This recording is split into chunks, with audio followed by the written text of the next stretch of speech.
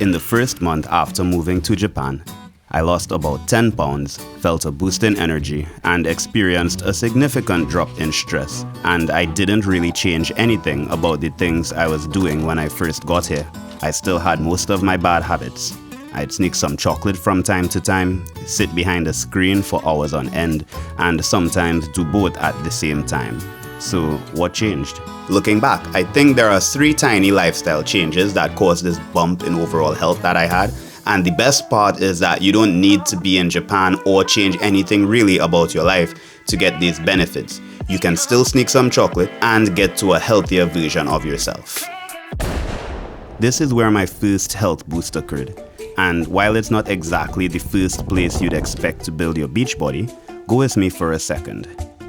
Think back to what your last week looked like. If you're like the average person, you probably had a drink or snack on hand at most times for when you're peckish at work, at school, or just out and about. And nothing's wrong with that, but I like the way Japan approaches this. 2 things are happening with these vending machines. The first one is the variety of drink selections. Vending machines in Japan are packed primarily with low-calorie drinks like green tea, coffee, and juice. Of course, it has the soft drinks as well, but having this variety of healthier options helps you to make better choices. But there's something even more useful for weight management going on than swapping to low-calorie drinks, in my opinion. And that's the bin next to it. Japanese culture isn't big on walking and food or drink consumption.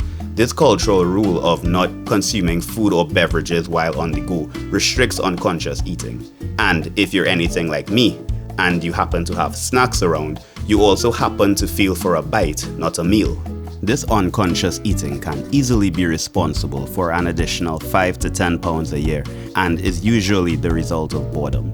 A trick I use now to know if I'm actually hungry or just bored when I do have some snacks on hand is to ask myself, could I eat a whole chicken breast right now?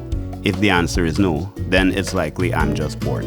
The key takeaway from this for me was to leave the snacks and sugary drinks at home. And if I have to carry something around, I can always choose a healthier option. Now, this might sound strange, but for the next health habit, it doesn't really matter what you eat. So I'll use a pizza and something from a convenience store to share what I learned and get a little greedy myself. This is a convenience store bento box lunch, and this is my literal favorite food in the world, a medium-sized pepperoni pizza. There's something these 2 share in common that can help us with our health. And no, it's not the ingredients inside. It's a lot simpler than that, but it's really powerful for weight loss and energy management. A medium pizza in Japan comes in at the same size roughly as a small pizza in the USA, and by extension, most Western countries. The average large dinner plate size in Japan comes in at about 7 inches in diameter, whilst in America, and I'm assuming my home country Trinidad as well, it comes in at about 10 inches. That's 9 inches of food a day extra every day for a year. It's estimated that the average Japanese person eats 1,000 calories a day less than the average American. And that's hugely in part due to this size restriction. You can easily cut down on calories by reducing the size of the plates in your house or by eating smaller serving sizes. Now, your mind is probably racing with all the reasons why you can't reduce serving sizes. Or you'll constantly be hungry, or it will never be enough. And what surprised me was just how quickly I adjusted to these smaller serving sizes. At first, I'd buy 2 of everything. Now, looking back, I feel as if overeating until we're stuffed is just a habit we've been trained into. Eating until we're stuffed robs us of our energy, as our body has to process this food, and it also trains our body to only respond positively to being stuffed. There's one more thing to touch on, and it has the fastest payout of all.